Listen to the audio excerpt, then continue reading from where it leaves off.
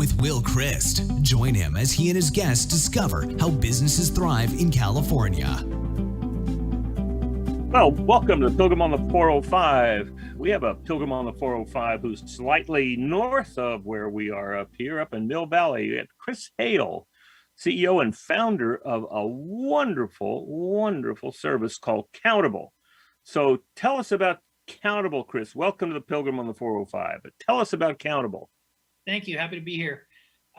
Countable is a global technology platform that was built to solve a specific problem that we learned about at our launch in East Africa. Have since come to learn that it's a global problem and are excited to be bringing it back to the U.S. Next month. And the problem is around supply chains and the role that small businesses play in supply chains.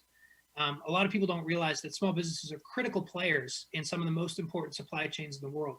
Specifically, healthcare is a major one, technology another, and industrials around things like energy and water. And these small businesses are often, the last critical piece in execution. It might be delivering vaccines or testing kits. It might be building a computer lab for a girls' school, or it might be converting a telco to solar. And in all of those examples, small businesses play a key role, and they're typically not given a digital solution to participate in supply chains the same way the enterprise is. And so we help them go through a digital transformation, come onto the platform, access a whole suite of tools and resources to make them better at what they do. And most importantly, because they're now digitally native, they become much more attractive to investors and funders who can help them scale their businesses. Yeah, so we hear on television, we hear and we see FedEx and UPS shipping all of these enormous amounts of very delicate vaccines, and we see them coming to government institutions. We also see them coming to CVS and Walgreens and now Walmart, but they couldn't do that without a lot of small businesses in between, right? That's right. That's right. And there are big systems of record like an SAP or a Microsoft Dynamics that work for the enterprise, but there's not a great solution for small businesses. And to take it back to my introduction about the platform, when we went to Kigali, Rwanda back in 2015 to focus on using data to improve financial inclusion, we quickly learned that these small businesses were selling to major organizations. They were selling to the United Nations, to the World Bank, to the Bill and Melinda Gates Foundation, to ministries of health and education. And we thought to ourselves, okay, so if these major institutions are relying on these small businesses to provide this critical infrastructure and these services, where else is this a problem?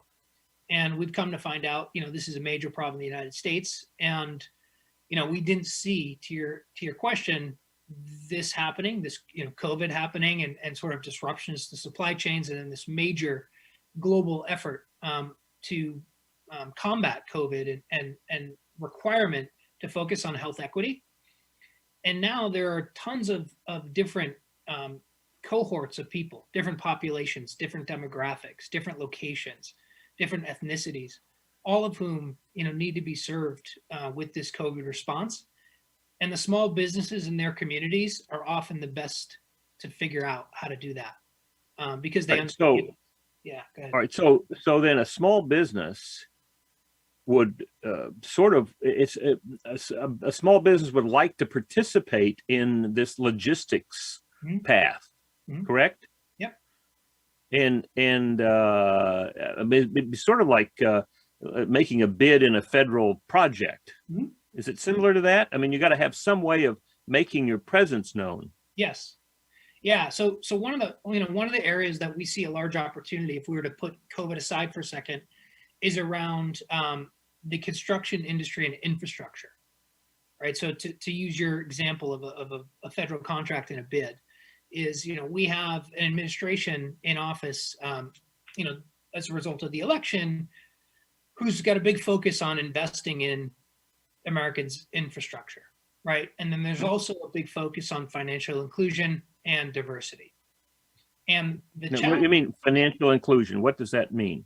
Sure. Yeah. So there are lots of populations that, as a result of our traditional financial infrastructure, things like credit scores, balance sheet underwriting, how long a business has been, in operations, the credit status of its founder and owner, who aren't able to win these kinds of contracts. They're not able to bid, they're not able to participate, and it makes it challenging. And so Countable's platform is built around unlocking those opportunities.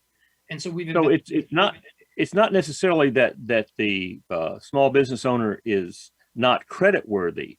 It's they don't have the infrastructure to provide the necessary documents. Yeah, is that what we're talking about? Right. Sometimes it's data scarcity, packaging, and the thing that we focused on, Will, is can this business execute? Right? Do they have a history of delivering? And that Countable measures and normalizes and then broadcasts back to all of our different investors, enterprise partners. And if a business can execute, then they should be included in these contracts. And so that what we're focused on is this digital transformation process I described, is to document, measure, and broadcast execution capability and expand the opportunity set to these populations. All right. So I've worked with companies that were looking to find access to bids for federal government projects, and there were people who taught them how to do that.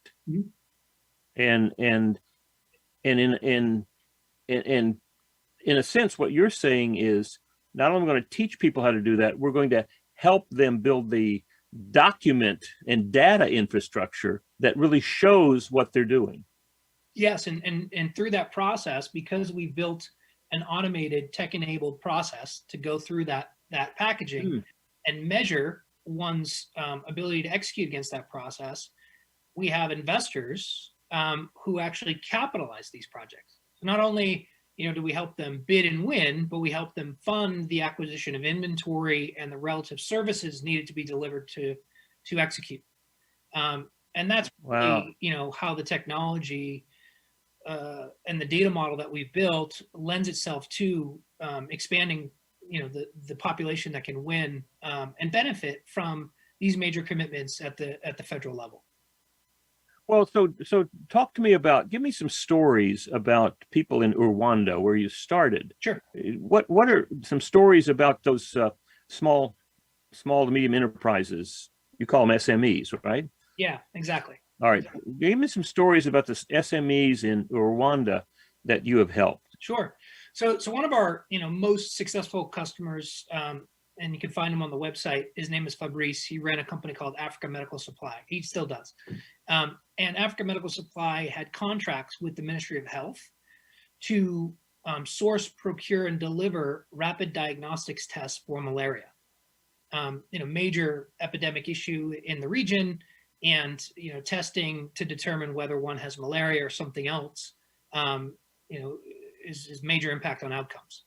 And fighting malaria is a heavily funded area by organizations like the Gates Foundation or the Global Fund or USAID.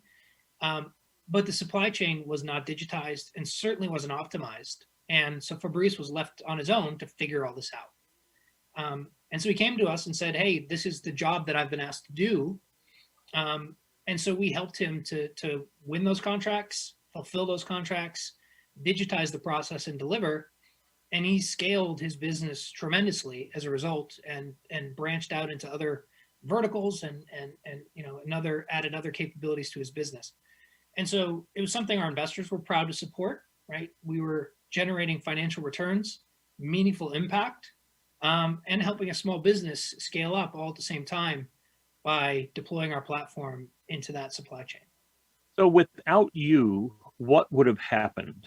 The Ministry of Health says we want these things to be supplied. Yep. Without you, what would have been the steps, the process?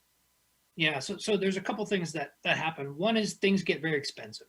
The availability of capital is, if it's even possible, it's definitely very expensive on a relative basis.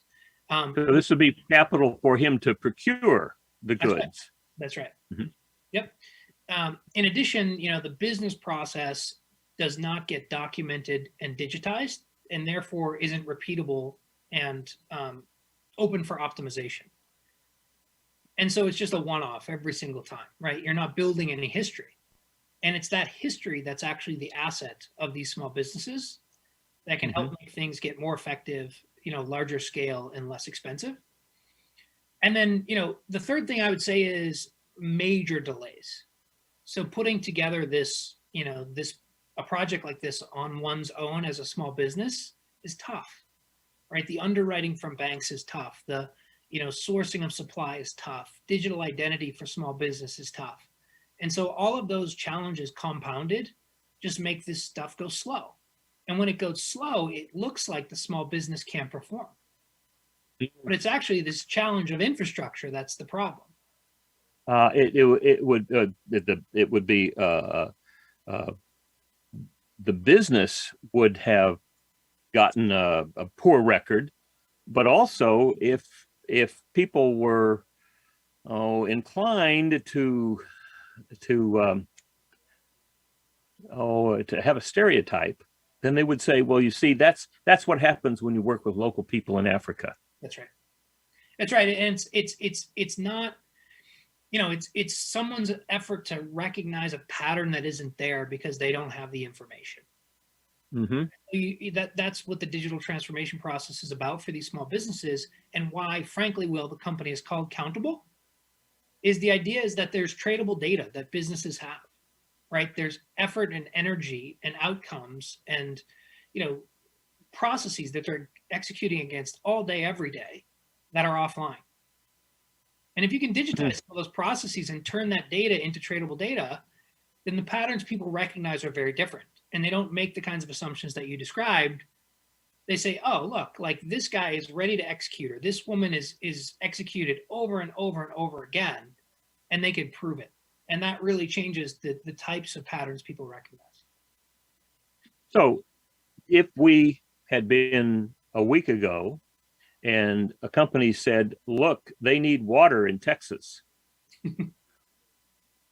could you have helped them connect to investors and provide the kind of data that would help to make the project work? Absolutely. Yeah. And it's a funny thing, right? There's a lot of big organizations like Deloitte just put out a paper as an example on a digital supply chain network. And it's kind of a new idea because supply chains were super vertically integrated and linear. And that was part of the way that they got optimized, right?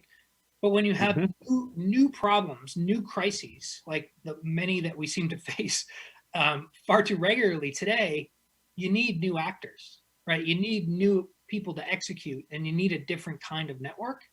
And that's what Countable is out to build, right? Is technology makes that possible in a way today that wasn't possible even 5 years ago. All right. So what role would Countable play? One of my clients is a manufacturer. They manufacture pumps, and they had a rod that was coming from China. All right. Now, last March, all of a sudden, they discovered the rods were not coming from China, not in the foreseeable future. They had to find a different supplier. What role could Countable have played in that? Yeah, and it's a good question. One of the things that we don't do a ton of today is acquisition of raw inputs. We're typically more focused on highly finished goods, getting to the final destination. So, the problem set that you described is around what one would refer to as a typical supply chain, right? Where you're buying unfinished inventory, adding value, and delivering a product. Countable is best suited to distribution, right? Where one would want to consume that pump in some capacity. And we would be finding the market and the small business purchaser that might buy from your customer. So really, so if this company wanted to expand into Africa, you might be able to help them. Absolutely, yeah. I mean, we have orders for pumps on the platform right now. I don't know what kind of pump it is, but we buy from companies like Schlumberger and others, for water filtration, for these are water pumps. These are water pumps. They do water pumps for domestic water departments. Yeah, I mean, we've sold to the Port of Kenya, Hmm. for water pumps. I know that for a fact. And it's funny, right? Because these big buyers, like the government of Kenya, who runs the port, they put out an RFP and that's won by a Kenyan business. Hmm. And then that Kenyan business needs to go find the pumps. Without Right. Countable, there's really no chance they're going to find your friend. So when you talk about SMEs, tell me what an SME is in your mind. Yeah, it's a great question with lots of definitions depending on who you ask. I can tell you that our average customer's turnover per year is somewhere north of 250,000 and somewhere south of 50 million. Uh-huh. Okay. That's kind of the All right. range that we fit in when we're working with SMEs. One Good. would argue that an SME goes much larger to 250 million or more, but not Yeah. the markets we tend to operate in. Well, the when I think of SMEs for my company, it's 10 to 250 employees, Mhm. which sounds like that could be very similar to yours. Yep. Yep. So you're bringing this back to the States. Tell Yeah. me what that means. Sure. So we spent a lot of time, years building a platform that around this problem, and it's a unique problem, and it's a different type of technology that one would build. So people ask about competitors or analogs, and because we started with the SME as our prime platform user, we ended up building a very different technology. And what we've come to learn is that that solution does not exist in the US market in any way, shape, or form, and that there are many, many motivated large businesses that would like to see it exist. And the Mhm. reason for that is, companies have made commitments to supplier diversity, right? They want to see a more diverse set of suppliers serving them than they have today. They want to Mhm. do that both for corporate social responsibility, but as well as for strategic risk management. Mhm. And what they're effectively saying is we need to broaden our suppliers base into the long tail of supply chain, right? It's a kind of a very different paradigm than what happened over the previous 25 years. And that demand is what has really catalyzed our decision to move back into the United States, is that the mandate from corporate America is there.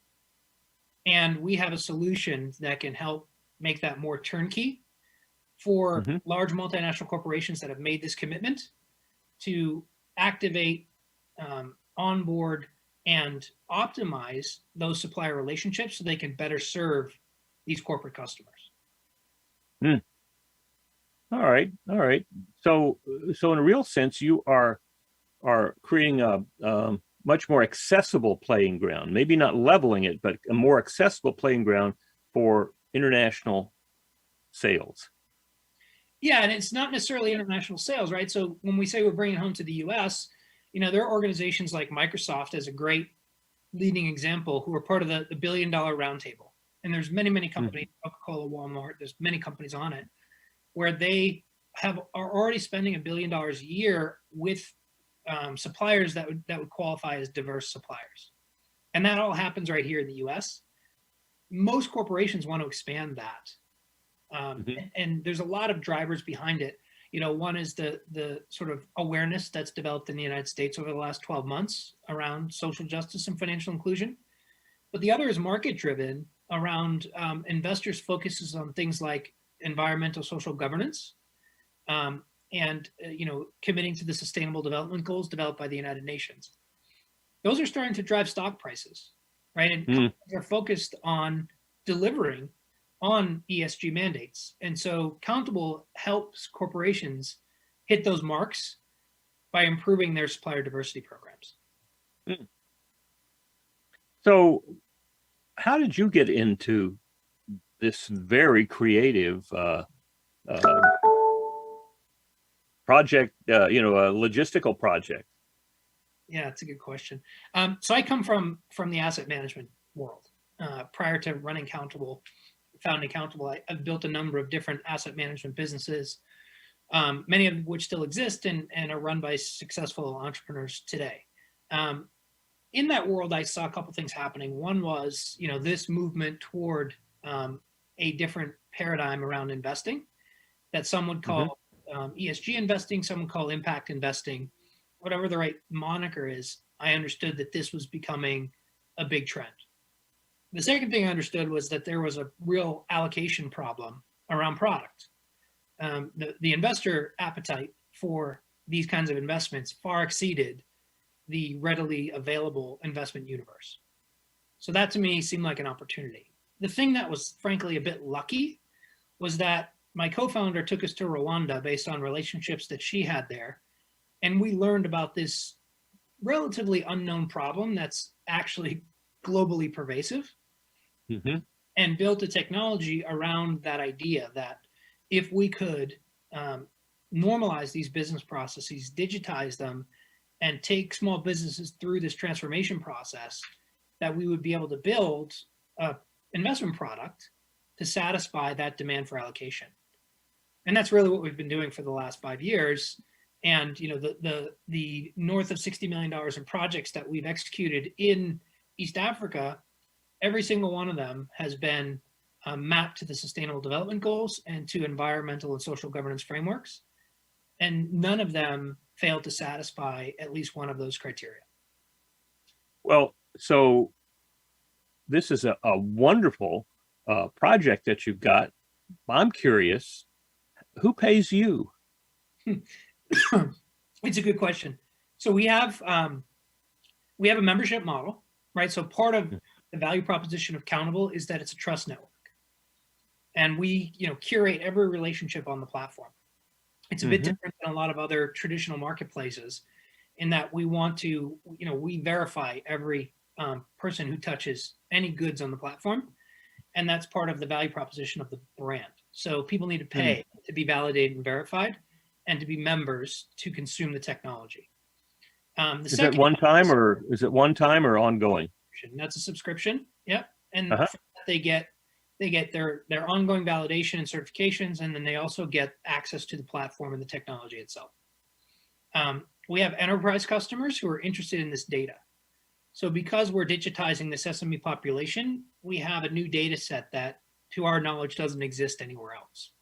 And it extends supply chain visibility and matching capabilities of enterprise supply chain tools through the SME population. And so enterprises pay for that visibility and transparency. And then the third is, we sell all kinds of products in the form of, capital solutions, insurance solutions, sourcing, to optimize the supply chain transactions. So those are kind of the three ways that we get paid. So do you track the delivery of products? Absolutely. Yeah. So if we're going to deploy capital on behalf of investors, we have to know where those assets are, right? And so at the end of the day, I think the part of the novel concept that underpins Countable's business is supply chains are investable assets, right? They have very valuable goods moving through them, and just created a technology that unlocks that. And in order to present that to investors with good conscience, we got to know where the stuff is every step of the way. So I was reading this morning that one of the Maersk super container ships lost 700 containers over the side recently. You would be tracking that, right? If it had to do with your... Yeah, in some cases we'll use like an IoT solution, where we would, in some capacity, have known. It really depends on the solution. Out in the middle of the ocean is a pretty expensive solution, where you're having sort of data transferring. And so depending on the cargo, we may or may not have had a solution like that on board. Ultimately, though, unfortunately for whoever was holding the bag, in that case, I suspect that those containers were insured. There was an insurance claim that had to be made. And so you have a supply chain issue, you have a capital issue, and then you have an insurance process that needs to be run. And it's one of the things that Countable's platform is really uniquely built to do, is kind of map what are called Incoterms, the traditional terms of trade, to who owns what and when and who's responsible for it. And that's pretty tricky when you're thinking about including an SME in your supply chain. And it's something we've had to solve for from both a data and a capital perspective. Wow. So what would you said you have $60 million in projects from Africa. Yep. What do you think? What do you think been the probability of those coming to fruition without your solution? Yeah, I mean, it's far less. I can't guess at a percentage, but what I can tell you is that when we don't work with customers, their businesses, do a fraction of what they do when they're on the platform. And sometimes I would say as much as 10 to 1. So, can I say with good conscience that those projects wouldn't have ever gotten done? No, I think, the ingenuity of entrepreneurs will always prevail and they'll figure out how to get it done. But I think it would have been could have been longer, could have been longer, more expensive. could have been more expensive. Yeah, lower quality is often a problem when you're an entrepreneur, right? You have to make bad choices about quality because things get so expensive. So that's one of the things we pride ourselves on is, there's a supply chain concept called OTIF, on time in full. Typically can't be applied to this population. We deliver on that. We deliver on quality assurance. All of the things that one would expect from an industrial supply chain, Countable can help deliver through this population. Wow. So help me to understand now this participation, the cost of participation, is that how do you determine that? Is that just a fixed fee or is it graduated? What?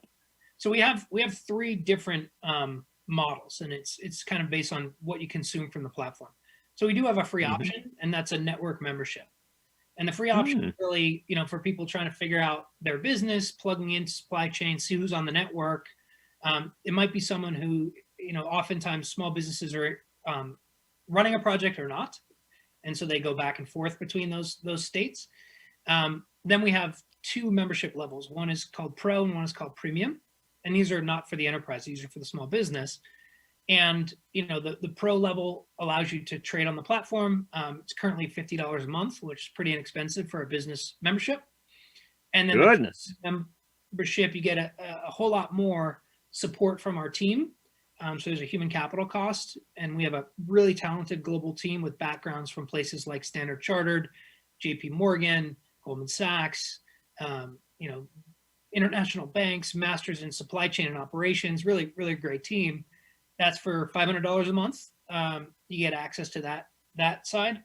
And then for the enterprise, it's more bespoke depending on what they want to consume from a data perspective. Sure.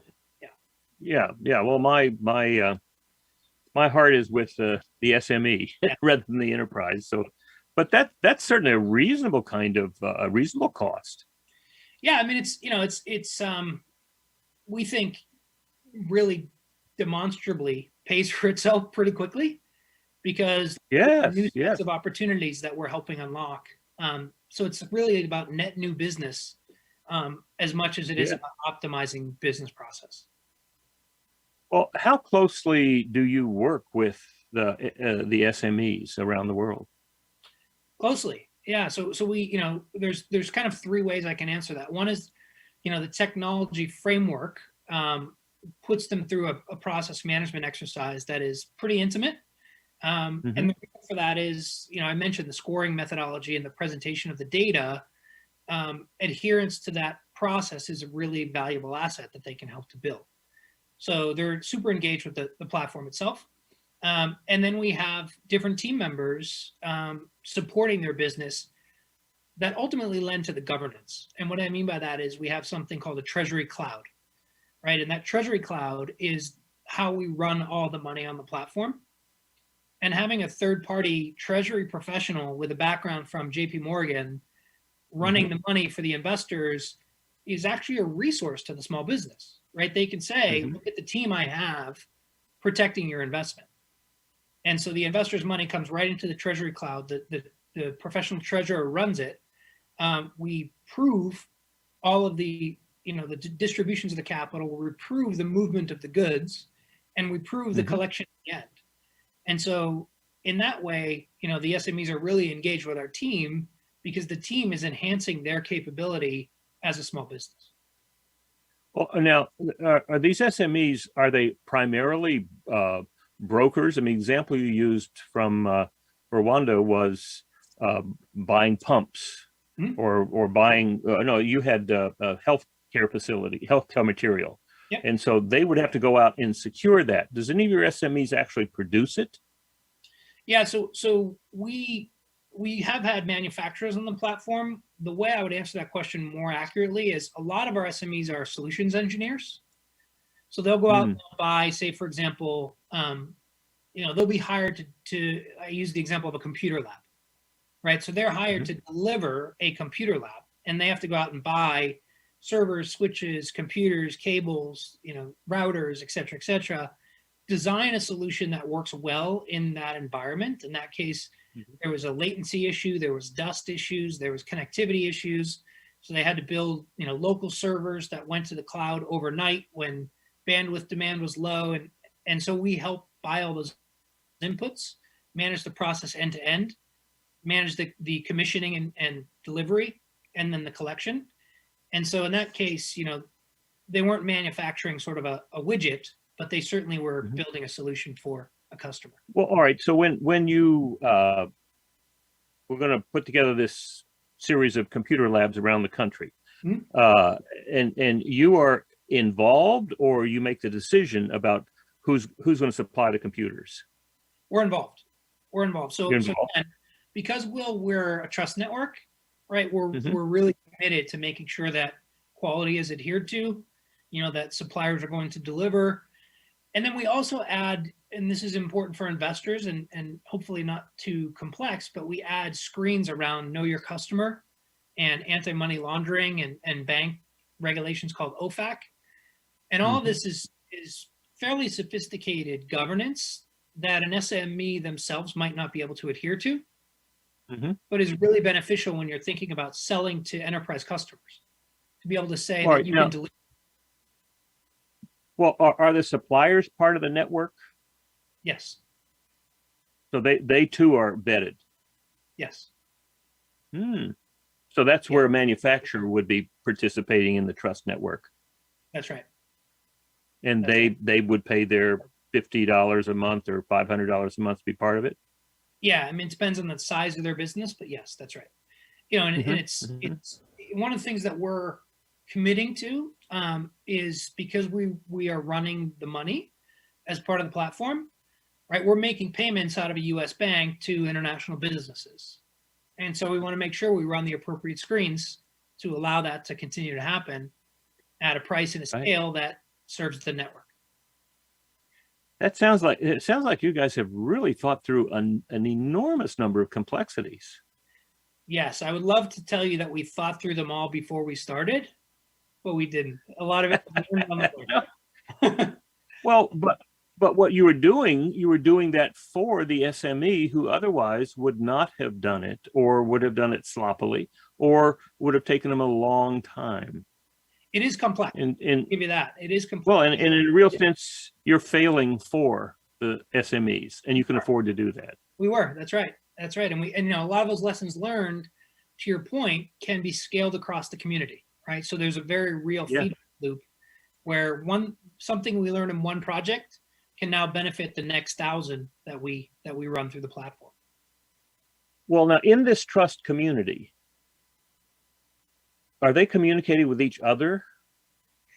So in some cases, yes. It's not a feature we've turned on or facilitated, but it's on the roadmap. Oh, it's on the roadmap. Yeah, because to me, I mean, just to have 30 minutes talking with you, to me, is just an enormous imagination, an experience of how you are helping the small entrepreneur in Africa or any place else in the world to thrive. Yeah, I mean, I think one of the things that you're touching on and aligning with is trade is a universal language, right? It really is. And it can connect businesses in a way that people don't appreciate. And we've seen it. We've seen in buying from India, buying from China, buying from Belgium, delivering into South Sudan, delivering into Rwanda, working with major brands like Becton Dickinson and Abbott, all the way to unknown brands in East Africa. There's a language, there's a process, and there's outcomes that are universal, and people appreciate that. Well, and I mean, I've been watching Stanley Tucci's documentary or his show on CNN about discovering Italy. And when he talked about Florence, the Medici, that was all trade. The Renaissance was flourished because of trade. And that's what I hear you having your thumb in so many different places. And I use thumb because you're really working with the small folks. Yeah. That's amazing. Really That's amazing. That. And I took some art history classes in college, not many, but was sort of obsessed with exactly what you're talking about. So it's funny that you picked up on that, and I appreciate that. Yeah.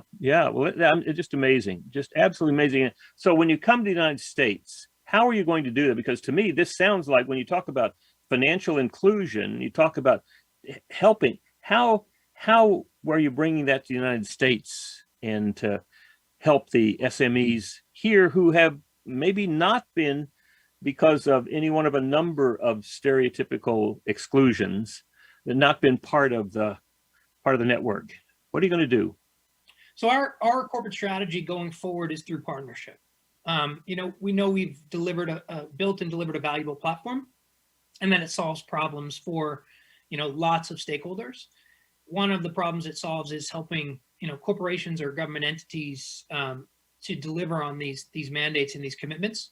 And so we've aligned ourselves with some partners that will be announcing in the very near term, who have made these commitments to financial inclusion and supplier diversity. And that's how we'll come home to the market. But the platform, as I mentioned, it's online. It's at countable.com, and it's free to join. So we expect that energy, activity, and noise will stimulate the SME market here in the U.S. Excellent. All right. So what would you like listeners to do? We've talked about what they should know, but what would you like them to do? Yeah, I mean, so if there are small business listeners out there, you can go to the platform, you can check it out. Like I said, countable.com with a K. You can sign up for a network membership.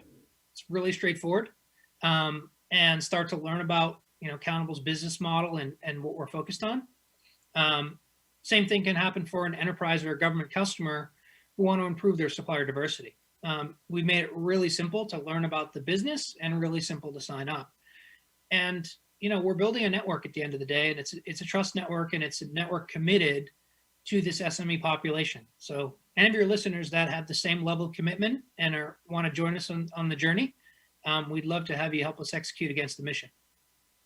And so the best place to make this happen is countable.com. That's right. And if they want to talk to you personally, how could they do that? So I would say the best way to reach out to me personally is through LinkedIn. I'm a fairly big user of LinkedIn, but not a big user of much other social media. It's not my favorite means of communication. But happy to take connection on LinkedIn. Excellent.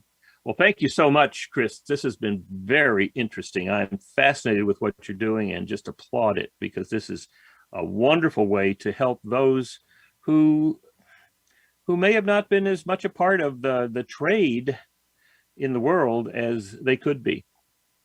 Thanks, Will. It's been quite a journey, and we're rewarded by our customer success. Excellent. Well, here's just another example of how businesses in California thrive, but also how businesses in California are helping businesses around the world thrive. So just one more piece of the journey on the Pilgrim on the 405.